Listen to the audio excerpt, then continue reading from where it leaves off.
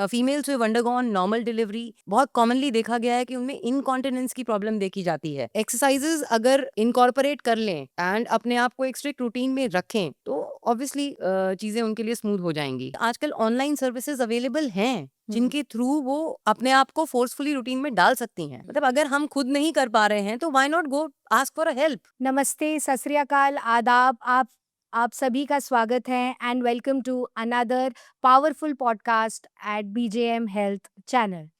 मैं आपकी host doctor भावना आनंद आप सभी का स्वागत करती हूं और आशा करती हूं कि आप सब स्वस्थ होंगे और अच्छे होंगे। आज हम जिस टॉपिक पे बात करने वाले हैं वह हमारे घर की महिला, बहुत important part which is the women पर हम बात करने वाले हैं। उनकी हेल्थ के बारे में बात करने वाले हैं बिकॉज हेल्थ एक इतना इम्पॉर्टेंट पार्ट है और उस स्त्री का, उस महिला का, उस वुमेन का जो टेक केयर करती है हाउस की responsibility, social responsibility, child care responsibility, parents की responsibility and all the relationships की रिस्पॉन्सिबिलिटीज। आज हमारा टॉपिक है empower her health, navigating through physiotherapy. And for this important topic, I have one of the eminent speakers from the field of physiotherapy, Dr. Richa Kashyap. She has over 2 decades of experience in the field of physiotherapy and has empowered many women through physiotherapy. She is right now the principal and professor at the ITS College of Physiotherapy. We are very, very happy and proudly invite ma'am as our eminent guest for this powerful podcast. Thank you so much, ma'am, for taking out your valuable time for this podcast. Thank you so much Bhavana for inviting me because women health एक ऐसा angle है जिसको हम बहुत आसानी से neglect कर जाते हैं। ऑल्दो फीमेल्स एक मेजर रोल प्ले करती हैं सोसाइटी में, बट अपनी हेल्थ को लेकर कहीं ना कहीं पीछे रह जाती हैं। So I am really happy to see that we are having such open and honest conversation about women health and I am equally excited to be a part of it. Thank you so much. Thank you ma'am. तो ma'am, बहुत ही सीधा सवाल शुरू करने के लिए कि एक वुमेन बहुत सारे फिजियोलॉजिकल एंड इमोशनल पार्ट के थ्रू जाती है ऑल थ्रू हर लाइफ। तो ये जो फिजियोलॉजिकल और इमोशनल पार्ट्स होते हैं through which it goes, so does it has an impact on the health, on the mental wellbeing, on the physical wellbeing? जी बिल्कुल। एक फीमेल की बॉडी डिफरेंट चैलेंजेस के थ्रू गुजरती है, right from puberty, pregnancy, postpartum and then menopause, and each stage has its own challenges. Her stage की अपनी कुछ नीड्स हैं, तो इन्हीं नीड्स को पूरा करने के लिए हमें physiotherapy can be a very powerful role in meeting the needs of these stages.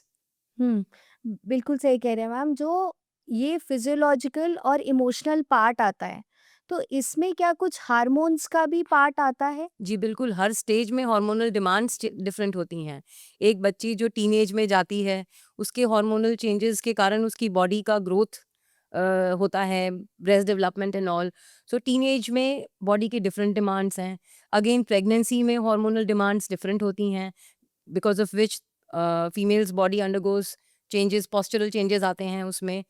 Postpartum again leads to a different set of demands, जिसके कारण एंग्जाइटी, डिप्रेशन भी एक प्रॉब्लम हम बहुत कॉमनली फेस कर रहे हैं, जो कि एक एपिडेमिक की तरह फैल रहा है। Menopause again has different set of demands. So all these demands can easily be taken care of अगर फीमेल्स एक्सरसाइजेस को, फिजियोथेरेपी को अपने दिन की चर्या में इनकॉर्पोरेट कर ले। ठीक मैम। तो अगर मैं बोलूँ that right from the puberty, right from being the teenage till the last adulthood of a women, that is menopause, तो the female is going through so much of things. तो एक एक करके हम एक एक पे बात करें, तो अगर हम टीनेज की बात करें तो टीनेज पे specifically there are postural changes, there are postural pains and there is heavy school bags onto Most the, yeah, school bags onto the small teenage girls, right? And there are postural changes also, postural pains also, and puberty also, which is coming into existence.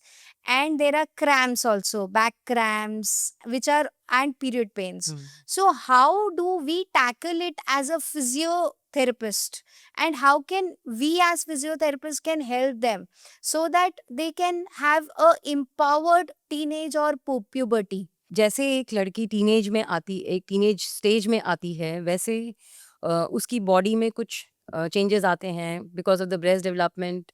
She has a slouch posture. Then again as you said, heavy school bags अपनी आपकी upper body को एक curvature दे देते हैं, जिसकी वजह से back pain आता है. In the time of teenage, a child also undergoes puberty, तो उसको menstrual cycle भी उसकी शुरू होती है. उस स्टेज में हमारी जो पुरानी सोच है कि दर्द होता है तो उसको छुपाओ, बताओ मत. menstrual pain and cramps are a part of daily life. उसको अगर हम उसके बारे में खुलकर बात करें, आज की माएँ अगर उसके बारे में बच्चों को बताएं, समझाएं, और एक्सरसाइजेज, राइट एक्सरसाइजेज बच्चा अगर करेगा तो ये सारी चीज़ें टेक केयर हो सकती हैं. बट सोसाइटी की प्रॉब्लम ये है कि हम खुलकर चर्चा ही नहीं करते इस बारे में. Exercises like breathing, relaxation exercises can help reduce the intensity of pain, abdominal cramps that occurs during menstrual cycle. And corrective exercises, stretching can improve the posture of teenage girls, जो कि eventually can lead to, क्योंकि आगे चल के जब वो एक work life में आएगी with wrong posture, उसको लो बैक पेन आएगा एंड इवेंचुअली उसकी वर्क लाइफ अफेक्ट होगी इससे. सो अगर हम इन चीज़ों को उसी स्टेज से करेक्ट करते चलें तो आगे चल करके एक बच्ची को काफ़ी आसानी होगी अपनी करियर में ग्रो करने में. Ma'am, so spectacularly, I would say you have told everything. मतलब इतने स्पष्टीकरण के साथ आपने सारी चीज़ें बता दी कि एक चीज़ से दूसरी चीज़ कैसे कनेक्टेड है. तो if I put up in a line, it is like that early we address it, better it is for us. Yes. जितनी जल्दी we take care of the smallest thing which she is undergoing, उतना जल्दी would be her all her womanhood would be from teenage to adulthood. If I say it in a small line, in a sum up line, I would say कि it is like that, early it is, better it is. Yes, कि Yes. बिल्कुल teenage लड़कियां घबराएं ना, छुपाएं ना, और exercises को incorporate करें अपनी लाइफस्टाइल में ताकि आगे चल करके उनका जीवन और सुखमय रहे. हाँ, बिल्कुल, बिल्कुल, बिल्कुल सही कहा आपने कि शायद उस सोच का चेंज होना, that mindset has to be changed to bring that change in the society, right? So after the teenage, there are so many hormonal changes, and then the female goes through a very important part of their lives. And आजकल the trend is that going through this part is in pregnancy, है ना? So pregnancy letter इन edges हो रही है. तो ma'am आपको क्या लगता है जो ये प्रेगनेंसी लेटर इन एजेस हो रही है, so is it good or is it bad? Because it is important for a female.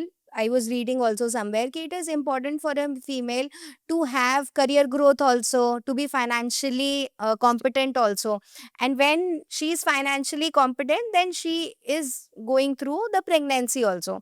तो मुझे लगता है वो सही है ना? क्योंकि जब कोई financially dependent हो जाता है, वो करता है, तो it has more empowerment in their life, है ना? बट जो लेटर इन प्रेगनेंसीज हो रही है, क्या it is influencing the body of the female? जी बिल्कुल. प्रेगनेंसी को इनकॉर्पोरेट करने के लिए एक माँ का रेडी होना, तैयार होना बहुत ज़रूरी है. So I don't, I mean, deny the fact that late pregnancies are very common these days, but then it is important because a mother should be ready to become a mother. अगर वो तैयार ही नहीं है तो इसके बारे में फिर हम बात ही क्यों कर रहे हैं. So again, before embracing motherhood, a female's body undergoes again different stages. So prenatal physiotherapy, antenatal physiotherapy, and again postnatal physiotherapy. All these three things play a very important role in helping the mother embrace motherhood very confidently.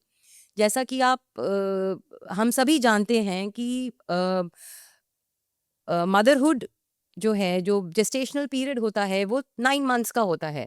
उसको हमने 3 trimester में divide किया गया है। Trimester मतलब 3 months. So physiotherapy is very important in each of the 3 months of the cycle of pregnancy. जब हम pre natal की बात करते हैं तो प्री नेटल में physiotherapy helps in making the female aware about the different postures जो कि उसकी बॉडी अंडरगो करेगी because of the baby weight that will be coming up. Uterus बड़ा होता है, बॉडी का अलाइनमेंट डिफरेंट हो जाता है, तो उसके लिए prenatal physiotherapy helps in making the female aware about that, spread awareness about that. Then comes in the second trimester. When we talk about second trimester में complications आती हैं, swelling, varicose veins. Then another set of complication that arises is gestational diabetes. I was just missing this out.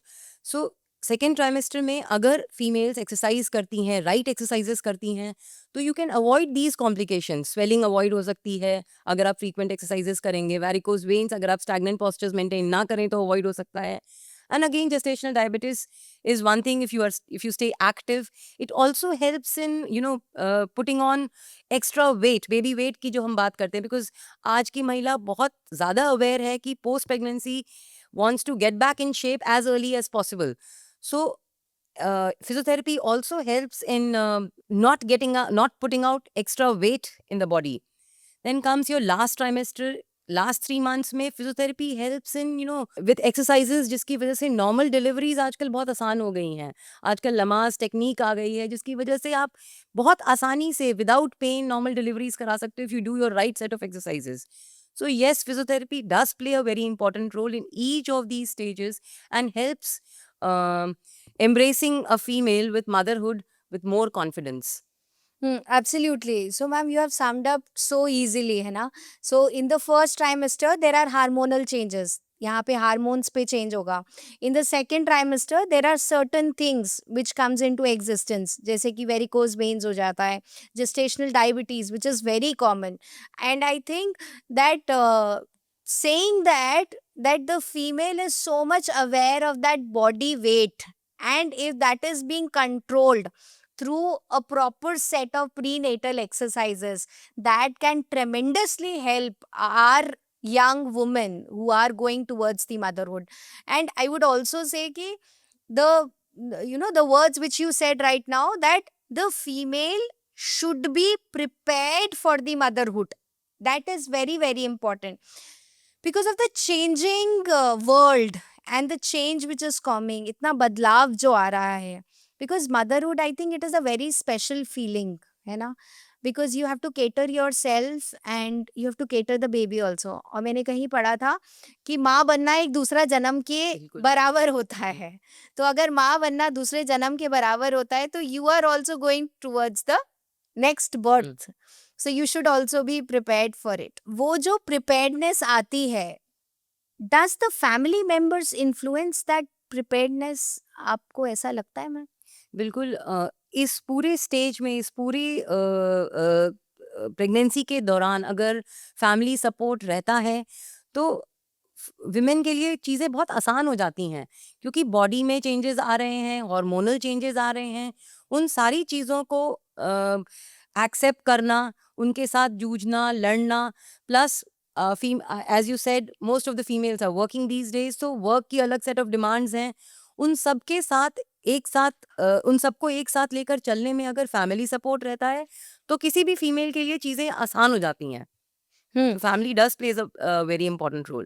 Because I was reading one of the studies and which says that it is very common that they don't relax. So there is so much of anxiety and depression during pregnancy also.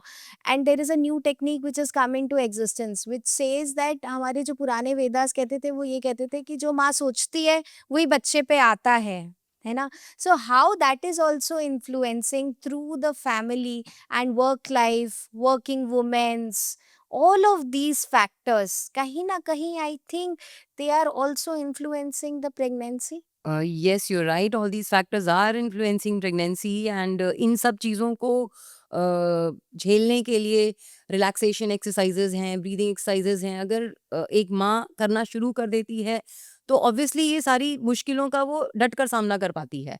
हुँ, और अगर मैं बोलूँ कि exercise तो वैसे भी दे have proven कि they produce good hormones which are good for the health.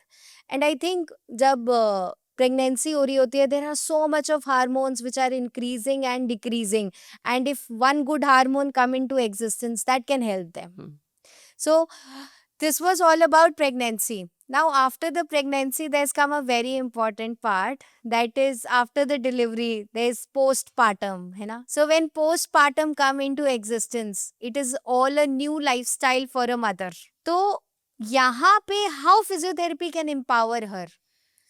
Okay, postpartum is one stage which actually आजकल एक बहुत कॉमन टर्म सुनने में आ रहा हमें, postpartum depression.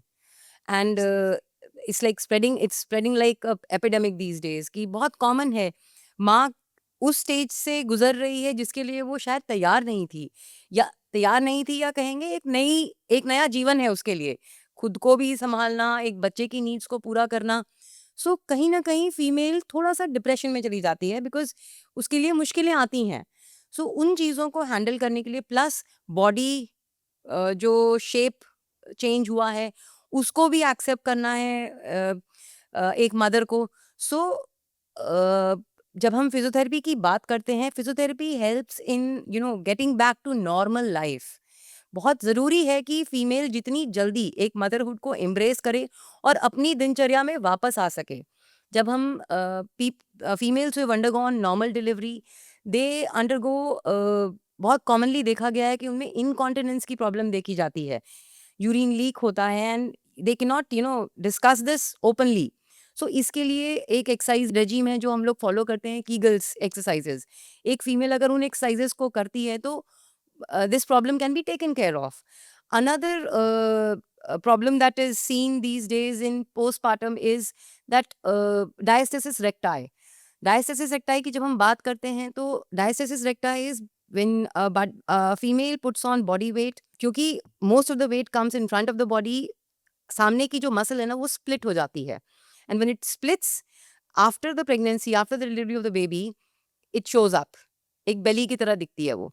So diastasis recti can be taken care of by doing right set of exercises, abdominal exercises, and physiotherapy actually, वही जैसा मैंने आपको पहले कहा कि physiotherapy helps in getting back to normal life.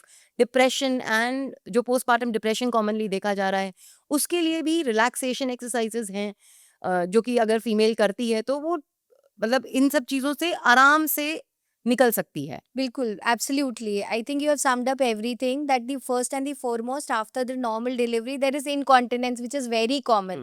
But she never talks about the incontinence क्योंकि उसको लगता है that this is normal, but actually it is not normal because it is leaking of urine, right?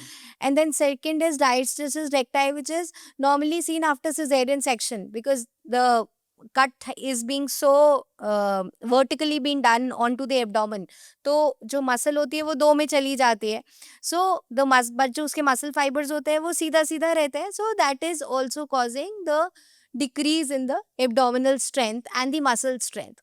And overall, which you mentioned very very specifically, that already the mother is going through the hormonal changes, and now it is time to nurture the child as well. So how come the correct posture can help, the correct now the lifestyle is, मतलब अगर मैं सीधे शब्दों में बोलूँ तो पहले 24 घंटे उनके थे फीमेल के, अब 24 में से सारे 24 घंटे बच्चे के हैं, तो how this body changes, and the posture, from changing the nappies to feeding the child, for sleep pattern, because when the baby was in the womb तो बड़ा क्लोज सा था, वो निकल गया, तो निकलने के बाद एकदम वर्ल्ड में आया, and world was full of so many sound shouts, and the baby is only Surprises. comfortable with the with the mother's breath. So how come this all can be, focused by the बिल्कुल mother? आपने बिल्कुल सही बोला। Feeding a child, feeding a baby requires a proper posture. This would prevent upcoming of a low back pain, जो कि again another common issue है जो कि फीमेल्स में देखा गया है. So physiotherapy can help a mother teach what is the right posture to feed the baby, what is the right posture you should hold a baby to keep them close to your body.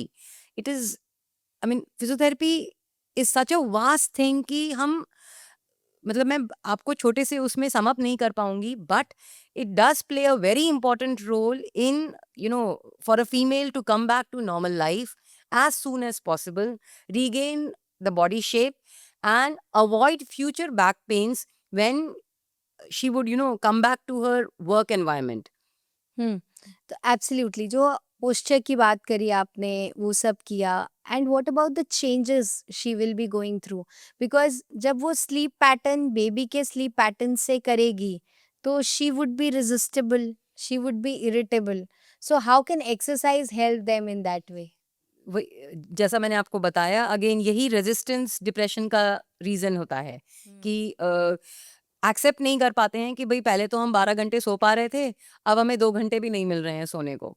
सो इस चीज को easily take care करने के लिए they are relaxation exercises, breathing exercises, बहुत सारी चीजें हैं जो कि फीमेल्स कर सकती है ताकि इस दौर से भी निकल पाए. हाँ. एंड आई थिंक कि आपने बहुत सही बोला कि relaxation and breathing techniques, but कितने लोग फॉलो करते हैं? यही तो आज की समस्या है कि फीमेल्स नहीं फॉलो करती हैं. हाँ, because they are not aware कि ये प्रॉब्लम्स हम टेक केयर कर सकते हैं अगर हम फिजियोथेरेपिस्ट को अप्रोच करें. हाँ, सो राइट राइट. इसी के लिए तो हमें अवेयर करना है उनको हाँ, कि वो इसको एक ना नॉर्मल लाइफस्टाइल का पार्ट समझने लगते हैं, जबकि इट इज नॉट. हाँ. हम फिजियोथेरेपी से बहुत आसानी से इस स्टेज से निकल सकते हैं. जैसे आई वुड से कि when the female is going through pregnancy and postpartum, जैसे खाने पीने का ध्यान रखा जाता है, अगर वैसे ही एक्सरसाइज का ध्यान रखा जाए तो I think the female will be able to get out of it very easily, yes. है ना. So it should be second to nutrition. Nutrition. So if I would sum up into 4 words for the pregnancy and the postmortem is that relax, take out yourself from postpartum depression. And आपको लगता है कि postpartum depression से निकलने के लिए कई बार हमको साइकोलॉजिस्ट और फैमिली काउंसलिंग की तरफ भी जाना होता है? अगर डिप्रेशन ज़्यादा बढ़ जाता है तो yes, that is also needed. But family support के साथ और राइट एक्सरसाइजेस के साथ हम उस स्टेज तक को अवॉइड कर सकते हैं जहाँ हमें काउंसलिंग की नीड हो. अगर आप शुरू से ही, जैसे हम हमारे पेरेंट्स, हमारे इन लॉज फीमेल का डाइट का ध्यान रखते हैं, इसी एक एक्सरसाइज को, फिजियोथेरेपी को भी अगर उसमें इनकॉर्पोरेट कर लिया जाए कि मदर अगर बताए अपने बच्चे को कि भाई एक्सरसाइजेस भी तुम्हें करनी है, ऐसा करोगे तो आप अवॉइड कर सकते हो, या एक अच्छे फिजियोथेरेपिस्ट के पास, ऑनलाइन फिजियोथेरेपी सर्विसेज के पास वो जाएं, अप्रोच कराएं, तो चीज़ें हैंडल हो सकती हैं. ऐसा नहीं है कि नहीं हो सकती हैं. नहीं, बिल्कुल सही बोला मैम आपने. But actually I think the challenge is कि the mother has not been given that privilege of exercises. She was only told कि पहुंचे लगाओ, but now the transition have been changed. तो and she was given good nutrition. That is why she is putting that forward to the to the daughter or daughter-in-law, right? So that change has to be brought from the mother or mother-in-laws. I think that is what हाँ. I believe. Family support is very much needed. Family support is very much needed. And I was reading somewhere to bring a child, there's always a village which is needed. So I think I would put it in that way. सो आपने जो बहुत सही बोला ma'am कि online consultation हो, क्योंकि already 24 hours है female के पास. She has to tackle everything with the child, है ना. और स्लीप वैसे ही डिप्राइव्ड हो गई because of the sleep pattern, because of changing the nappies, feeding उसके साइकिल से करना. So if something through the digital, she has a specialised physiotherapist with her, है ना, और जो उसका असेसमेंट करके, इवैल्यूएशन करके एक्सरसाइज प्रिस्क्राइब कर दे, तो I think things can work. Yes, it will make process very smooth for that young mother. हाँ, बिकॉज़ अभी भी आई थिंक 40 डेज़ तक तो बच्चे मम्मी को निकलना allowed नहीं नहीं होता है. निकलना नहीं अलाउड होता है ना, तो वो 40 days I think they are the very crucial days, Actually, yes. है ना? तो वो क्योंकि बिकॉज़ उन 40 डेज़ में nutrition has to be taken care of, so the exercise and the relaxation also it has to take care, because those 40 days the hormonal changes takes to that level कि there are changes, milk बन रहा है, milk cycle से बन रहे हैं, बच्चे के साइकिल से मिल रहे हैं, so all of them I think influence. उसके बाद मैडम आजकल एक बहुत बड़ा चीज हो गया है कि वर्किंग वुमेन हो गए हैं, है ना? She has this in back of her mind and she is a desk, most of them are desk job women as well. So she has this in my back of her mind ki now after the baby goes 3 months, some have 3 months, 3 have 4 months, कुछ पहले भी ले लेते हैं because of complication, कुछ बाद में भी लेते हैं, right? तो she has this back of the mind कि मुझे join करना है.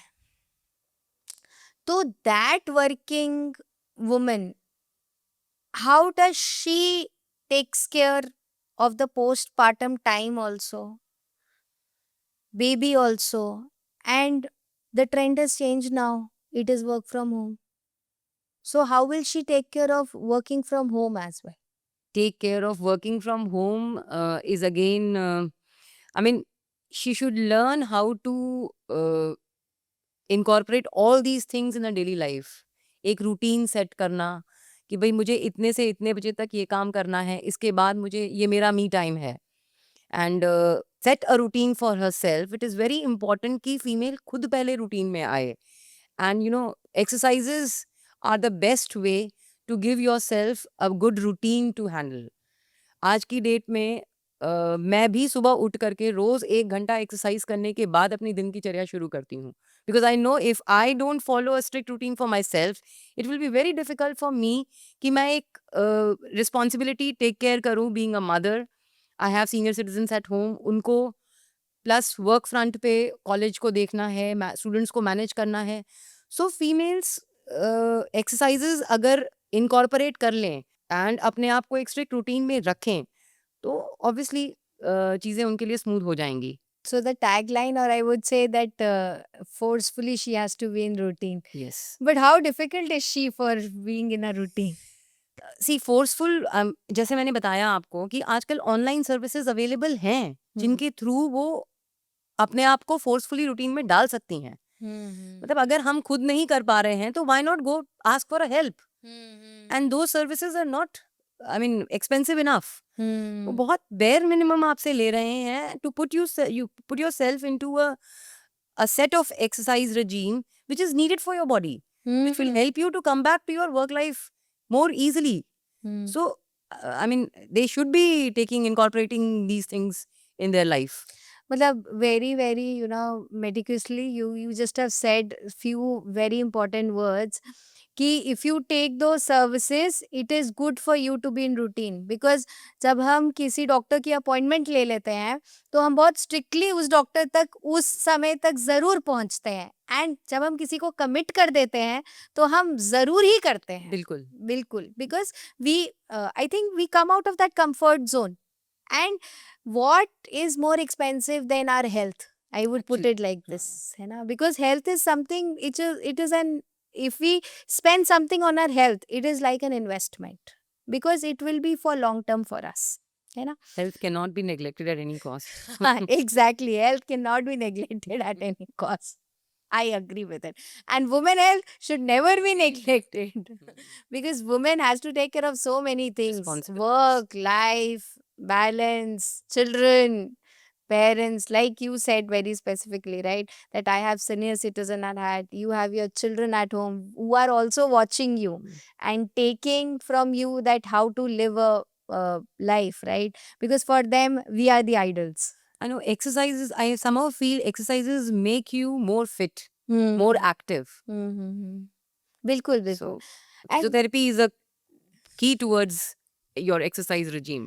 बिल्कुल बिल्कुल, absolutely. I think that should be part of every woman, right? So after the postpartum there comes a very important part in their lives, right? that is menopause. So what happens in menopause? I think there are many things which happens in menopause and that are also being ignored because वो बोला जाता है कि अब तो बस खत्म ही हो रहा है, so आगे तो अब तो कुछ होगा ही नहीं, so you will be happy, but actually body goes through many changes. Yes, you're right. Menopause is another stage where a female's body undergoes a lot. A lot means a lot.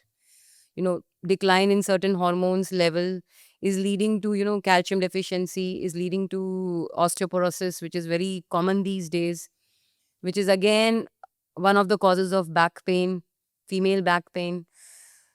And menopause may some people also tend to put on weight during menopause, again because of some hormonal changes. Again menopause में hot flashes होते हैं. कुछ कुछ लोग ये भी feel करते हैं कि बहुत बहुत ज़्यादा गर्मी लगती है उनको. कुछ लोगों को थोड़ा साइकोलॉजिकल इश्यूज भी होता है, एंग्जाइटी होती है. So all these things can be taken care of, because अभी तक ये ऐसा था सोसाइटी में, पेरेंट्स को लगता था कि ये तो पार्ट है, एक्सेप्ट कर लो इसको और गुजारो वो दिन.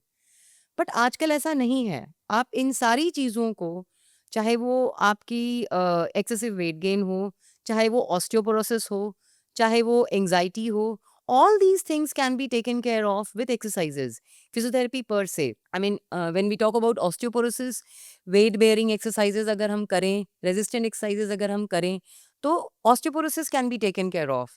Again, anxiety and depression can be treated with proper relaxation exercises. Excessive weight gain can be treated with, a certain type of aerobic exercise regime, which if a female follows. So menopause is also a stage which can be taken care of or embraced very conveniently if a female is aware about doing exercises. Hmm. So, ma'am, you have enlisted so many things. There is calcium deficiency, there is then osteoporosis, there is this hot flashes, and I think female also undergo diabetes and high blood pressure also during menopause because hormonal imbalance takes into existence, and I think that influences her health more than anything else. So, while she's going through this phase, so already she has grown up children, so she thinks ki ab to my responsibility is gone.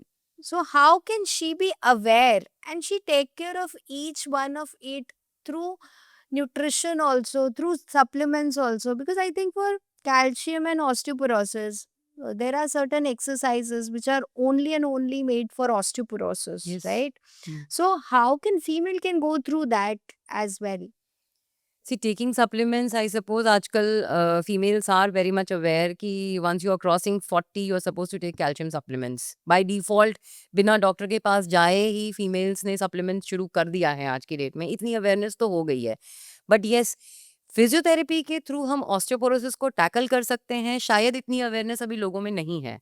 So that has to be, उनको ये बताना एक physiotherapist का ही काम है कि there are specific exercise regimes जिसको कि अगर आप फॉलो करें. मैंने अभी आपको शॉर्ट में बताया था कि वेट बेयरिंग एक्सरसाइजेज हैं, प्रॉपर रेजिस्टेड एक्सरसाइजेज हैं.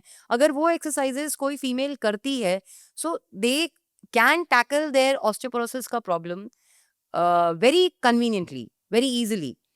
बट येस, पर से आपको करना पड़ेगा, वो करना पड़ेगा, आपको रीच करना पड़ेगा फिजियोथेरेपिस्ट के पास. And also adding to that, what you've just mentioned, ma'am, about the weight bearing and the osteoporosis, and already as a human being, degenerative changes तो आ ही रहे हैं, धीरे धीरे हड्डियां तो कमजोर हो ही रही हैं. सो inflammation is also going through the body, right? And also the female is also approaching a age of senior citizen, है ना? तो इसमें arthritis also comes into existence, osteoporosis also comes into existence, vitamin D deficiency also comes into existence. Sometimes uric acid भी influence होता है. जब इतनी सारी चीजें इकट्ठे इन्फ्लुएंस हो जाती है, I think it becomes difficult for her to come out from the home and do the exercises. जी बिल्कुल, घर से निकलना तो हर आई मीन हर स्टेज में ही मुझे लगता है एक फीमेल के लिए मुश्किल है। ये कहना कि सिर्फ़ मेनोपॉज़ में मुश्किल है, ये एक गलत स्टेटमेंट हो जाएगा। The amount of responsibilities that a female takes her stage में ही वो अपने आप को सबसे पहले नेग्लेक्ट करती है, कि भई इसको छोड़ो मैं बाकी चीज़ें देख लेती हूँ।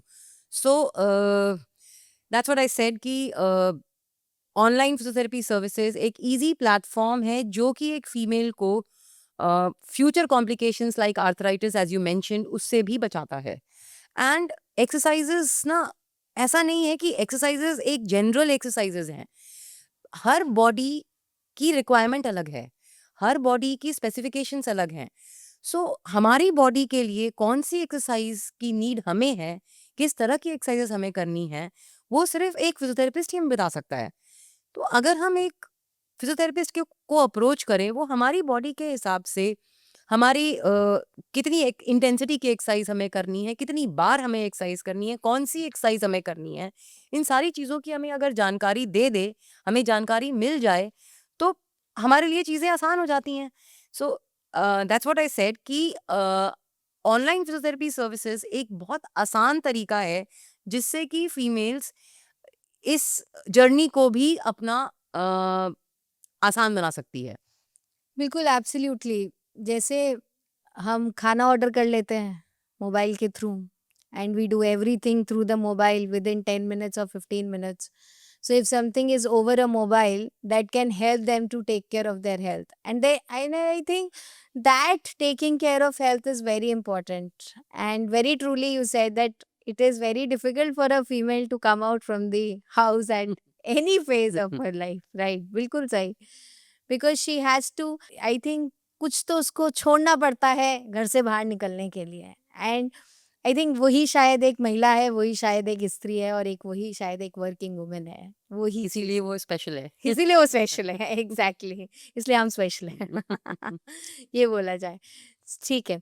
तो मीनोपॉज के बाद भी ना एक टाइम आता है जो फीमेल्स बहुत ज़्यादा उसको फील करते हैं, और आजकल बहुत पढ़ने को भी आ रहा है कि होता तो शुरू वो मेनोपॉज से पहले ही है, जिसे बोलते हैं एम्प्टी नेस्ट सिंड्रोम, कि वो एक नेस्ट बनाती है, शादी करती है, नेस्ट बनाती है, she comes to a motherhood, so when she comes to a motherhood she makes a nest, her children grows up, they go out for studying, and then they get settled outside, so then something like this happens, right?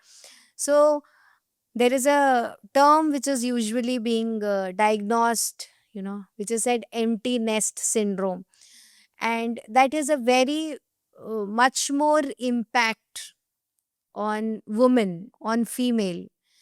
So how should she cope up with this empty nest syndrome? Because she thinks that nest is being made by her. बट मुझे लगता है कि वो बहुत सही time है instead of taking it as in a negative aspect कि सब मुझे छोड़कर चले गए हैं।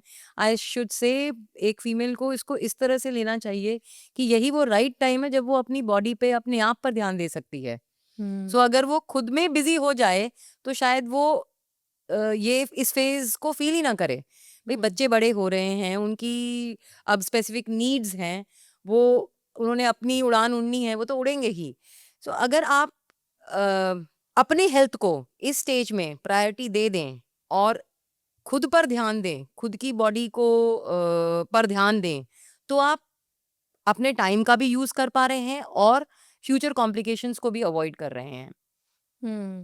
So I think, ma'am, you have so rightly said in such a optimistic and positive manner कि it is the right time to take care of yourself rather than take care of the environment in which you are saying. Right, absolutely. So, so the female should take care of themselves. So to take out from that. But often, when we talk with females and we have females patients also and all this, so she says कि ये तो हमने कभी किया ही नहीं, तो अब कैसे मैं कर लूं? आप एक फिजियोथेरेपिस्ट के पास जाइए। What is more easier than this? हाँ, he will teach you how to do it. हाँ. So this is the right thing, huh?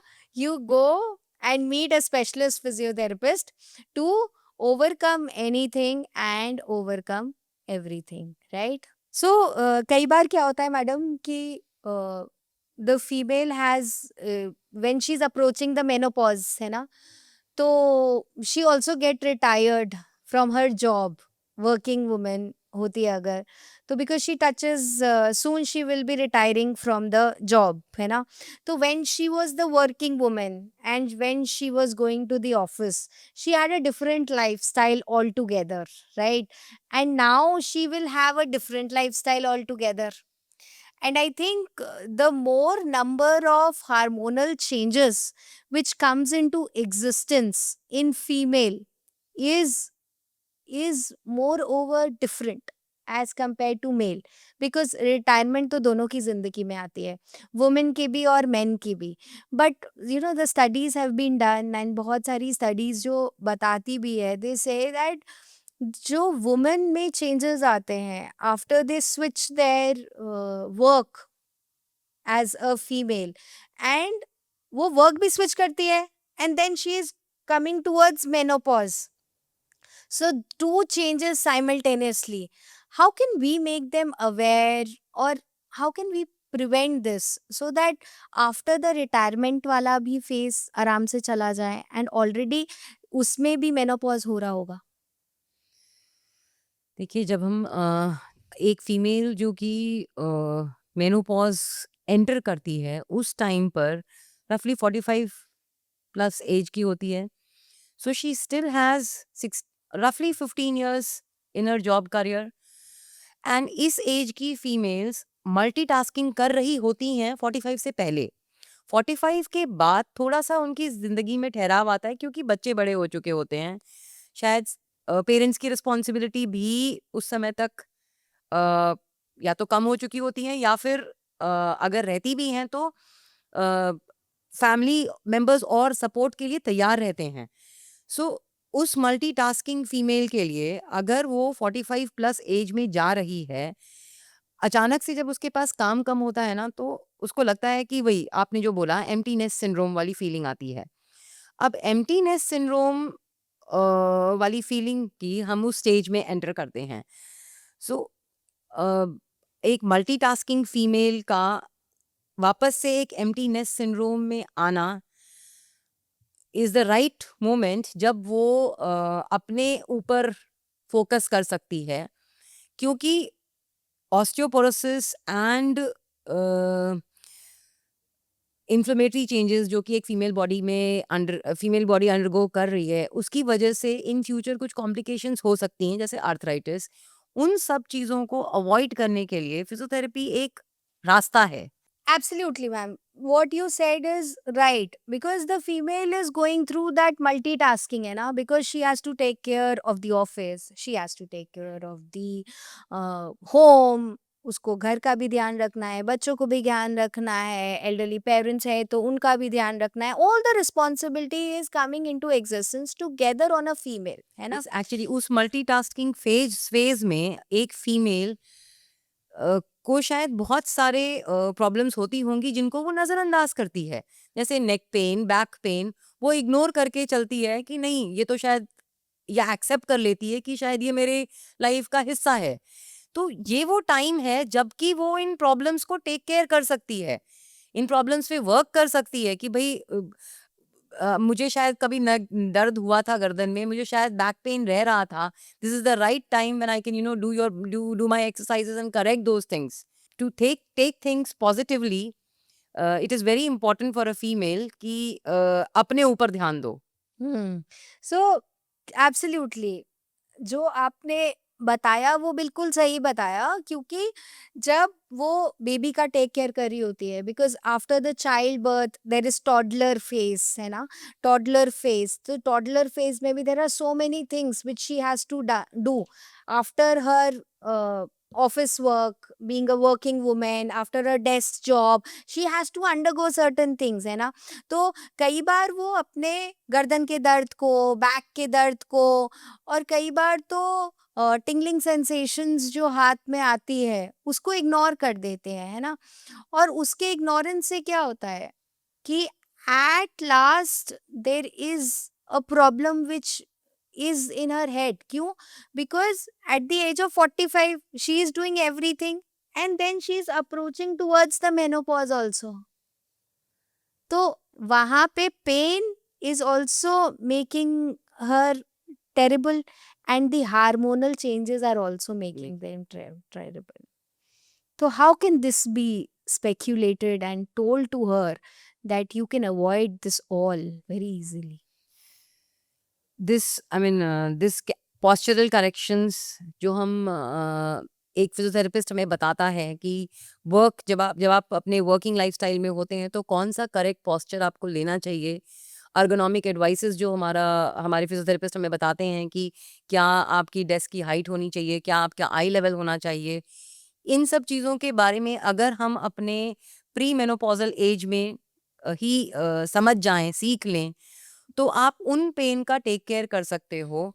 And by any chance अगर आपने अपने आप को उस स्टेज में नेग्लेक्ट किया है, then approaching the physiotherapist even at your menopausal stage will help you taking care of these problems in the menopausal stage.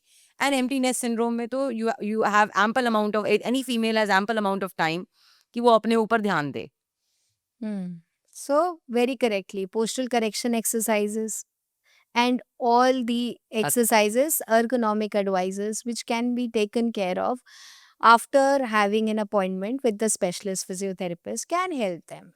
So, ma'am, so intensively you have just discussed every minor thing, I think, which is very, very important for the health of a woman from puberty to menopause. And if she takes care at every phase of her life, the things will beautify in her life. So, your takeaway message to our audience on this special podcast from Empower Her Health, Navigating Through Physiotherapy, your 4 suggestions or 5 suggestions to our audience. Okay, suggestions from my side for any women, empowering women, is that try to understand your body. Do not make pain a habit, and reach the right help at the right time. Absolutely. Summed up so easily by Dr. Richa Kashyap that don't ignore any pain. Take your body rightly in the right phase, and also approach the right person at the right time. With this, we will just end up this podcast with the empowerment to every her on this earth at every home. Thank you so much, Dr. Richa, for taking out your valuable time and giving us the insights to the journey of a female from puberty to menopause. Looking forward for more podcast with you, ma'am. And for you viewers, thank you so much for tuning out with us. We look forward for your more suggestions, and please comment on in our chat box on what topics you want us to talk on. And from our side, stay tuned, keep moving, keep informed, and take this help of the right consultant at the right time. And thank you. Shabba khair.